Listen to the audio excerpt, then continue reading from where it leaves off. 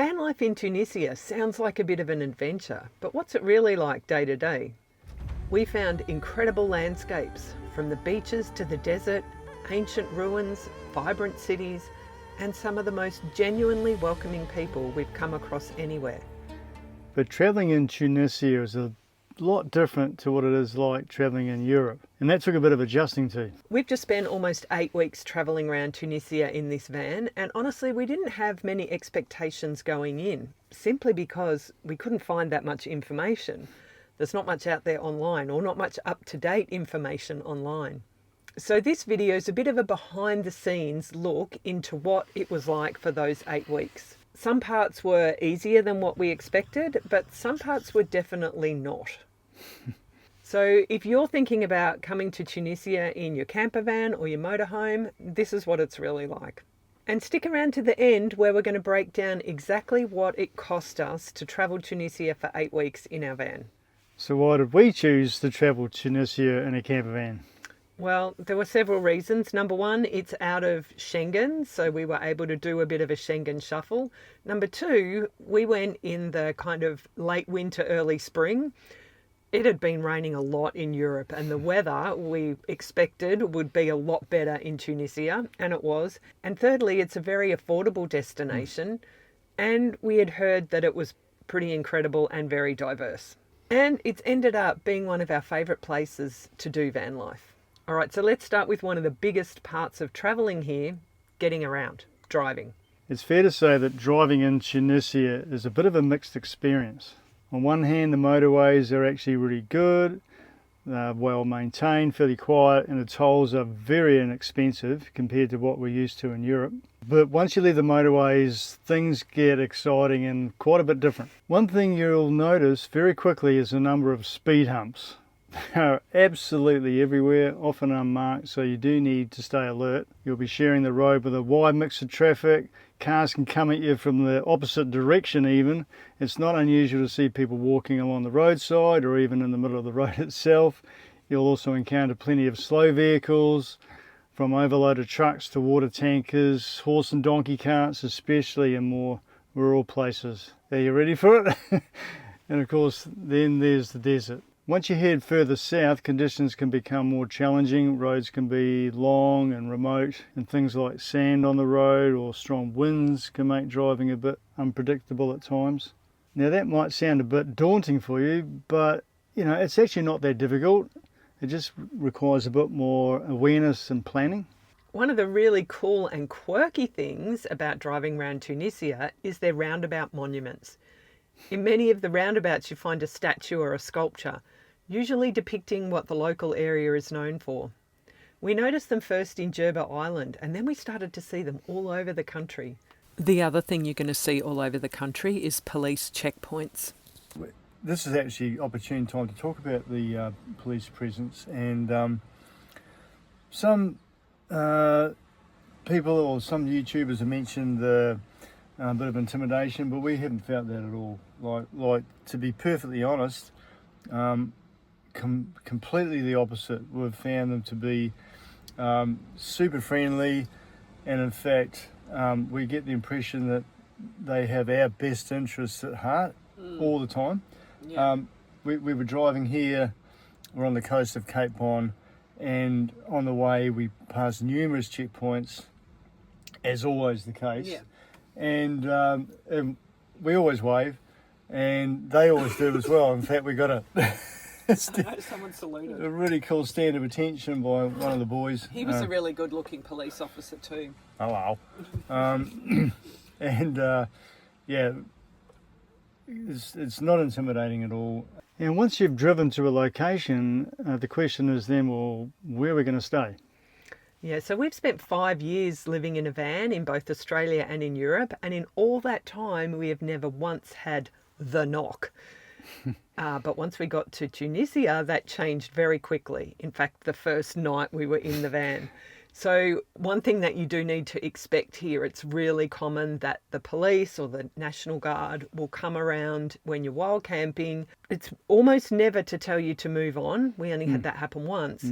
They just want to check up on us. So they would take the registration number of the vehicle and take photos of our passports. And they wanted to know our movements, where we were coming from and where we were going to. And it's really just a security thing. You know, they're just trying to keep tabs on us. Looking after us. That said, wild camping places were really quite easy to find. Of course, we used the Park 4 Night app and we found places there, but there were a couple that we just found by ourselves, either using Google Earth or just driving along and thinking this will be a cool place to stop. We would recommend that you read the reviews of wild camps on Park 4 Night. That way you'll know whether you can expect to have the knock. And most of the time that was just after dark, although we did have it once at like 11:30 at night, didn't we? And that was in a place that we'd been staying for, gosh, almost a week by the time they came. Maybe they were... That surprises. Maybe they were doing a bit of a welfare check. I was still almost in my birthday suit. Well, I know. It was just that we'd been watching a movie and we were about to go to sleep. But anyway. So the one time that we were escorted to a safe place, we had actually expected it simply by reading those recent reviews. That was in Spatler. Whether you're in Tunisia or anywhere, travelling around in a camper van, one of the biggest things is the daily search for somewhere to stay. We found beautiful wild camps at some of the Berber Ksor, Ksar Beni Barka, Chanini and Gomasa. Friends, we have done it again. We found another epic wild camp. Well, thanks very much to Park 4 Night. We didn't find it. We're below I guess it's another Ksar, Gomesa. One of our favourite wild camps was by the Sidi Boulel Canyon, also known as Star Wars Canyon. What a great spot. Every night that we've been here, we've had one other van. So, you know, it's not what I'd call super popular, but yeah, pretty popular place. Obviously there's no facilities here, but just a really nice big open space. And the local guard came round every afternoon. And God love him. Nigel became really friendly with him. Even got a hug. We also really loved the wild camps by the beach in Jerba, but the one thing we did have to deal with at the wild camps was the rubbish. Well, we found this spot. But it's a bit more serenity, but clearly we're going to have to get some rubbish bags out and do a bit of a beach clean-up to make it a bit more like Bonnie Dean. Yeah. Because right now it's a rubbish tip. Look at this. Just want to open the door. Look at all that plastic. Right, while Sue gets the rubbish bags out, we're going to do a before and after. So here's before, another before.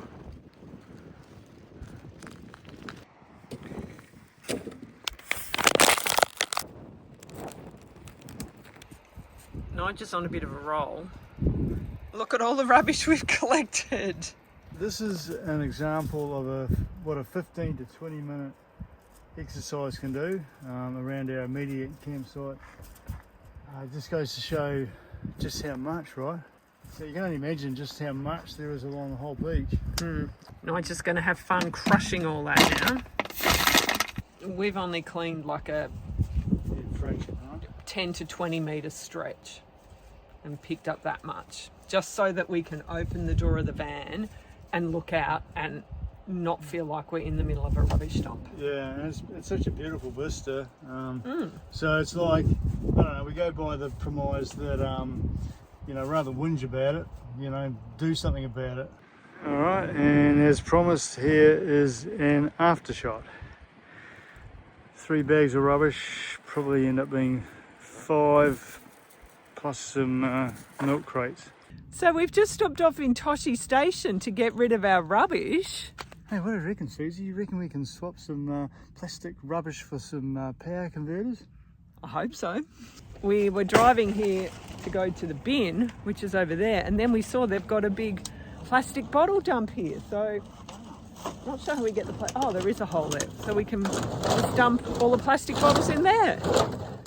Sometimes, however, finding wild camps didn't quite come into fruition. So we're trying to get out to this wicked wild camp. In the meantime, we're having to negotiate this rather rough track. So Sue's out there monitoring the state of affairs. Right, we just put a couple of rocks.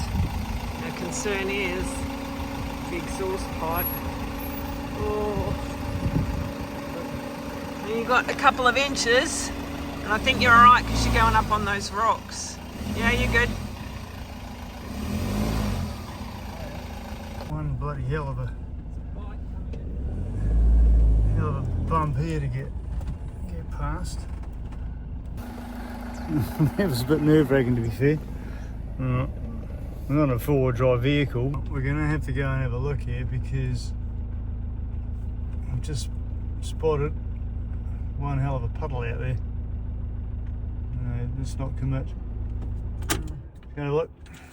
The tour manager had just spoken. What did you say there, Susie? I'm calling it a big fat no. You're calling it a big fat no? Yeah. Oh, where's your sense of adventure? Oh, it's deep, man. Oh, we've got to protect our little investment. Protect the POS. Protect the POS. Safety first. Yeah. He's going through on the high side. So we've opted out. Meantime, there's another local fella going for it. No, he's going for it. He's going bison mode. Look at these flamingos.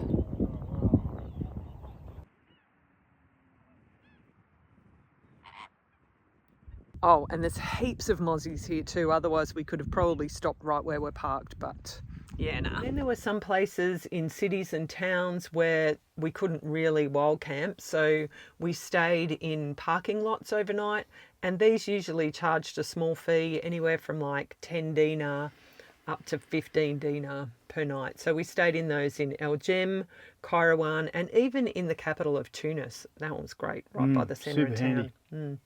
We are parked up in Tunisia, pretty much in the heart of the town at a massive car park, about a 30-minute walk from the Medina. You can stay here overnight. It costs around about 15 dinar per night. We've got a few neighbours, another German.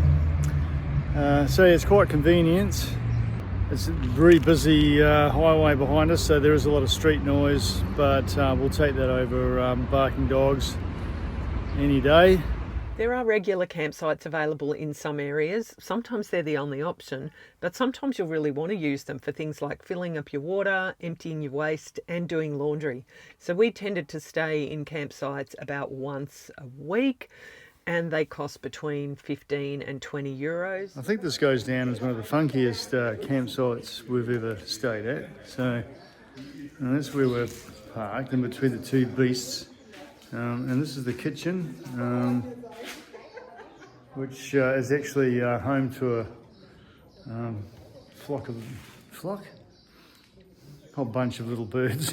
So that's that, and then let me take you to the toilets. Now this is where it gets super funky. He's made all these decorations. It's like his own effort at Roman mosaics, using bottles and mirrors and God knows what. Here's your shower. Shower number one. I don't know, it kind of reminds me of Indian type creativity going on here. And then we've got the men's dunnies and a wash basin, a beautiful old pottery there, and yeah, bottles and goodness knows what.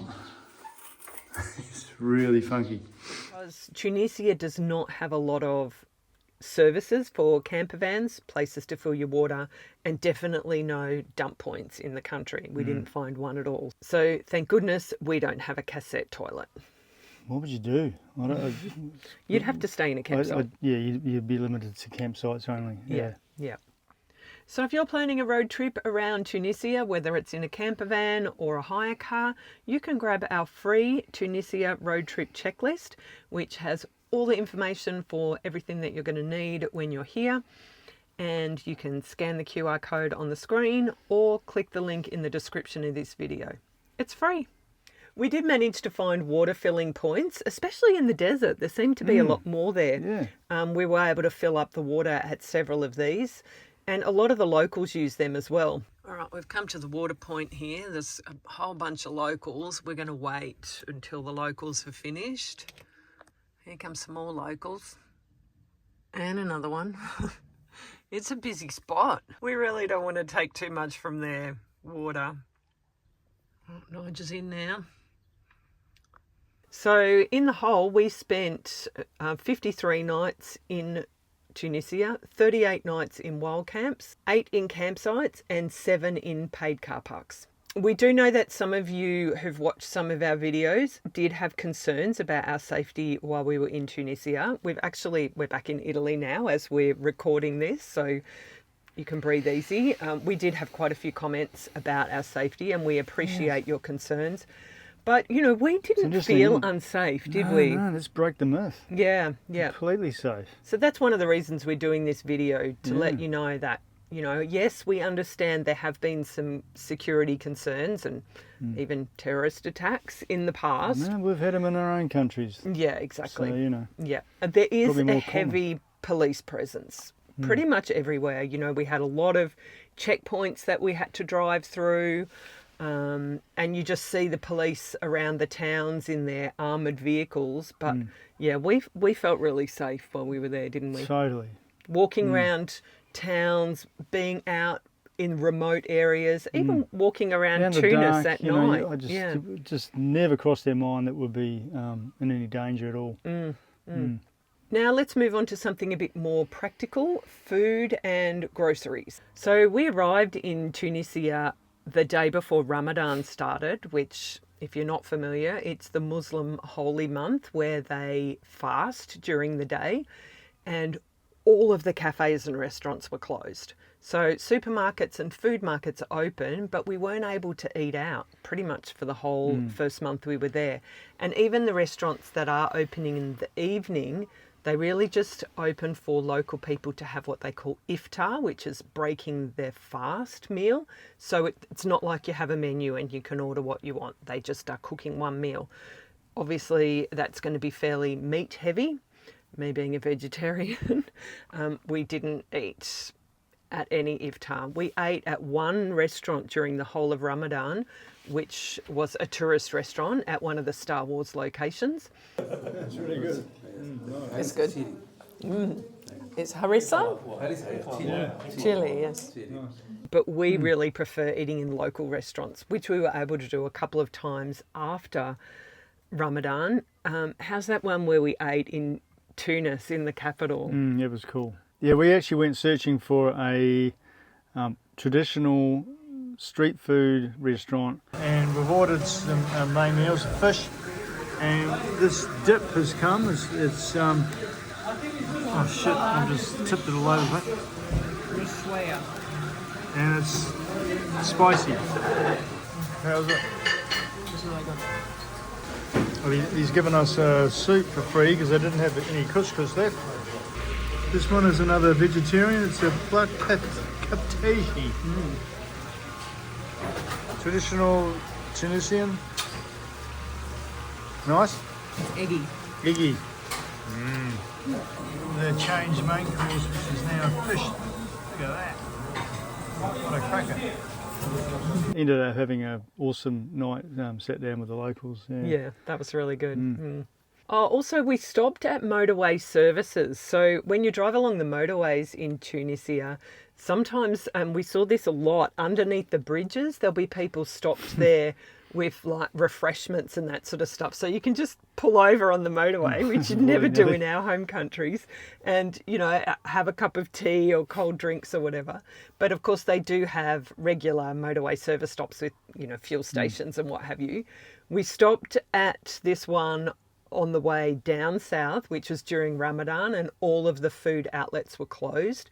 We stopped at the same one when we were kind of heading back in that direction, and that meal was really good that we had there, wasn't it? Yeah. Yeah, baby, they're open. That looks nice. That looks nice. No complaints from me because I got some chips, potato, and excited to see the brick again. Yeah, the brick has really become a favourite of mine. It's nice and crunchy. And just to remind you, it's got the combination of tuna, egg, and various other spices, maybe even some mashed potato in there, or something like that. And it's super tasty. So I got the plate kefteji, which is like that salad stuff, and some salad, and like a whole loaf of bread for 9 dinar. Nigel also got a brick and a drink for 12, so 21 dinar for all that food. So when you're shopping for groceries, you do have the option of supermarkets, obviously, and local food markets. All right, we've come to the Tunisian shopping mall. It's called the Burgo Mall. We just need to grab a couple of things in the supermarket. So we're on the wagon for the next month. Yeah. So this is the aisle where they have the alcohol. I can see through there, oh, it's not going to work, but I can see beer, spirits, Aperol, all the good stuff. But this sign here says it's open from 8:30 till 9, but it's closed on Fridays and on religious holidays. We were cutting down, so this has really made the decision for us. Forced us. Let's have chips instead. Yeah. These ones here are all right. Cheese and onion. Yeah.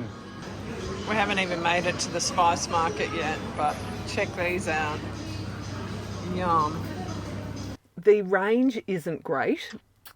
Yeah, there's a lot of items that you simply cannot get. It looks like we're going to have to do without oat milk for the duration of our stay here.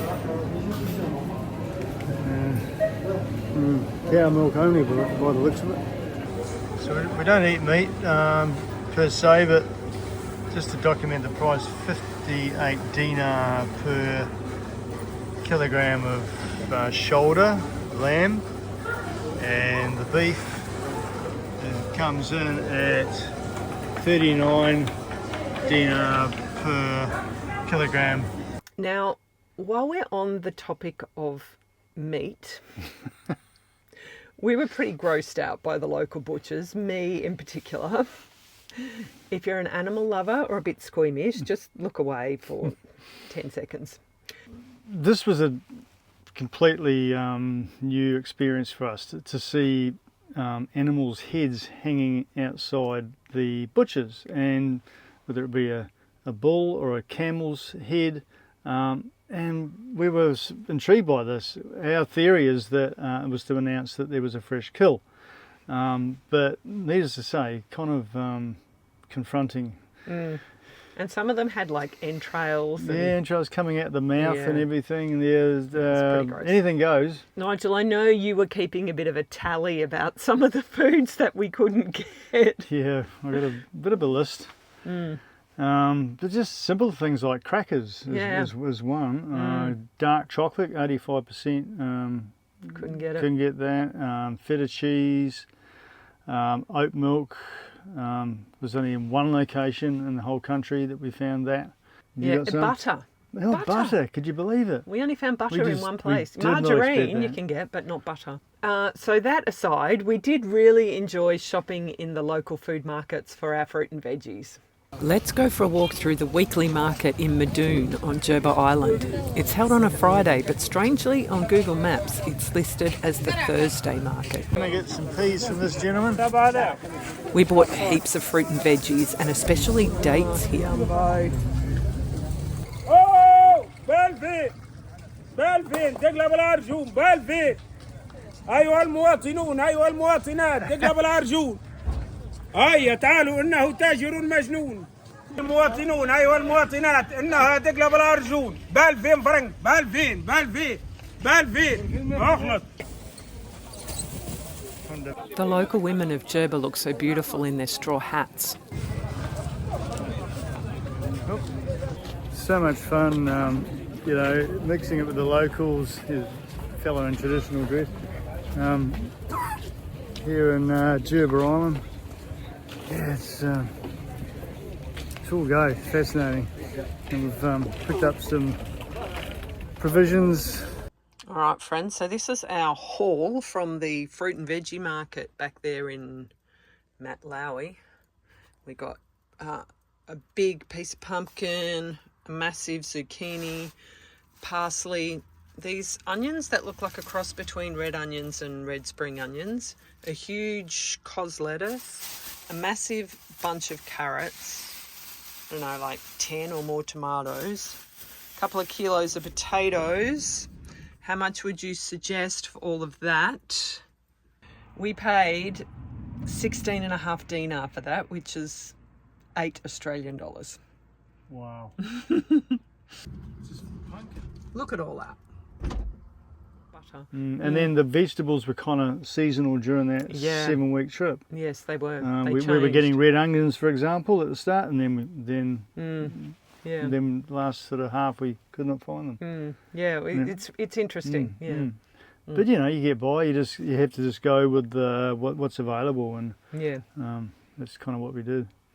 And as for bread, if you've watched our previous videos about Tunisia, you'll know about how it became almost a game, the daily hunt for bread. Of course, you can buy bread in the supermarkets, but a lot of the bread is sold through these tiny little holes in the wall, and that became a bit of a game for us, like trying to find the hole in the sniff wall. Sniff it out. looking for people walking out with baguettes under their arm or taking off on the bicycle. That was quite fun.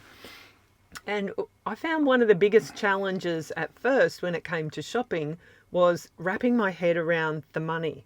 So the currency here is the dinar, which is broken down into 1,000 millimes. Now, whether it's cents or dollars or pounds, they're all divided up into 100. So that became quite confusing, and the prices are written in so if you see 8,000, that means 8 dinar.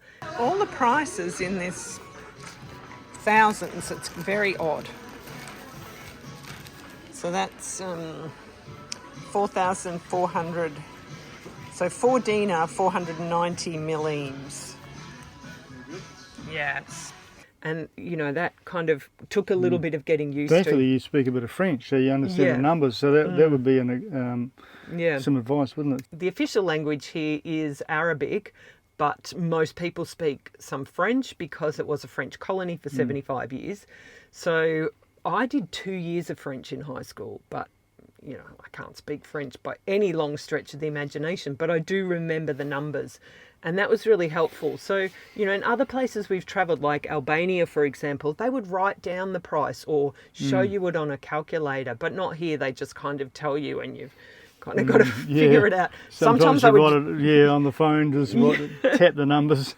Or I'd just hand them the money and hope they'd take the right amount. But so that's, if you speak a bit of French, brush up on the numbers. Let's talk about how we got our campervan into Tunisia. We did that via ferry, and that turned out to be an adventure in itself, didn't it? It was a nightmare, not an adventure. It was the worst ferry ride. Thankfully, the one we've just been on back to Italy was quite smooth sailing. Yeah, it was fast. In comparison. We caught the ferry from Salerno, 19 hours, and it was very, very rough. But anyway, so once we arrived in Tunisia, the process, it was simple but quite long-winded. We drove off the ferry. We went through the passport control for us, and they did want to know if we had a return ferry ticket, so I had to show them that. Then we drove, and I may not have the order of these things completely correct because it was a 19-hour ferry and we barely slept. We drove through an X-ray machine, and then we drove into a big shed, and from there they told me to get out of the van. Nigel stayed with the van, and I had to go from office to office with my passport, the registration document for the van, the insurance documents for the van, and because our van is registered in a company name, we've got a letter of authority that we can drive it. So I had to take those documents and went from one office and one booth to the next, where I got stamps in my passport, and then one of the things that we did have to do was I had to fill out an online form, get a QR code, go to another office, show that QR code, which he scanned, and then he printed out this document, which is called Permission of Circulation. we had to carry that with us the whole time. We never had to show it. And then when we left Tunisia to come back to Italy just the other day, we had to hand that form back in, and they stamped it and they kept it. So that was one tricky thing, that we had to be able to fill out that form straight away when we came through the border. I met other people there and they're like, well, I don't have any internet because I haven't bought a SIM card yet. So that's where we were really grateful that we've got the Olafly plans, eSIM, because as soon as we kind of got close to the port, our phones hooked into the local network. So that's a big bonus.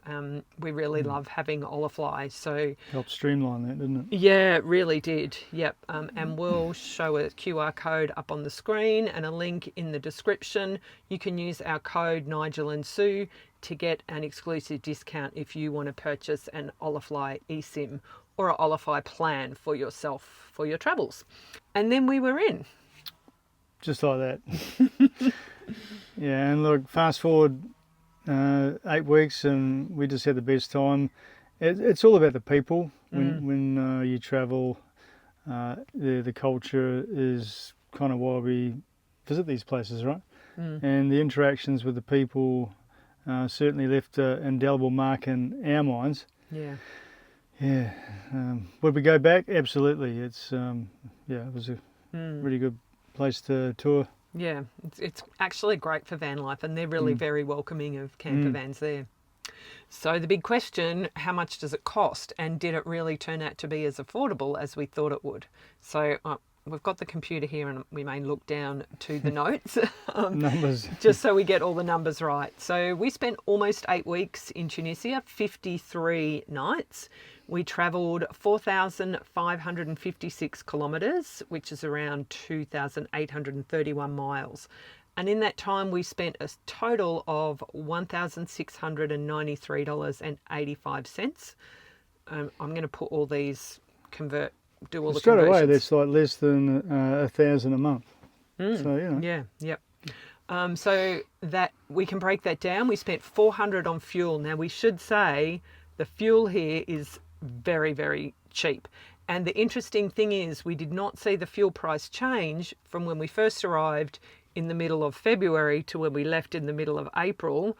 And of course, the Middle East war Happened in that time. Yeah. Or started in that time. Yeah, and in our home countries Hasn't where budged. fuel prices have gone through the roof, it didn't change here. 2.2 dinar a litre for diesel, which is about 70 euro cents. We spent 550 euros on groceries, 130 euros on entrance fees, 165 on campsites and overnight parking, 16 euros on tolls. They were so cheap. That's insane. 6 euros on taxis and day parking, 100 euros on eating out, 23 euros on alcohol. Now we're going to put in that little disclaimer. Remember We've that already spent 23 euros. We've been in Italy for 3 days. I know. We were there for 4 weeks of Ramadan, and we actually only went to a bar once. 225 euros on souvenirs and 75 euros on miscellaneous things, which covers laundry, tips and ATM fees, that sort of thing. Now that's around 223 euros a week, which is about half what we spent in the Balkans and a third of what we spend in Western Europe. However, we also need to add the cost of the ferry over and back, and we also had to take out an additional travel insurance policy because our policy was only for Europe, so we needed an extra policy. So that added an additional 760 euros to the trip, or around another 100 euros a week. Still works out good though, doesn't it? Yeah, so it's only about just over 300 So that euros a week. 223 per week then becomes 300? 320 a week, yeah, around 320 a week. Yep. So was it worth it? Well, yeah, we saved money, but definitely the main reason we think it's worth travelling around here is it's such an incredible adventure. So diverse from north to south, isn't it? You know, so green in the north, different vibe, and to the south. In the desert. Yeah, I don't know about you. I actually preferred the desert. Yeah, I did too. Yeah, loved it down there. Don't forget, you can download our free Tunisia road trip checklist, scan the QR code on the screen, or click the link in the description of this video. So we hope this has been helpful. If you've got any questions at all, drop them in the comments down below. And join us next week as we count down the top 10 places to visit in Tunisia.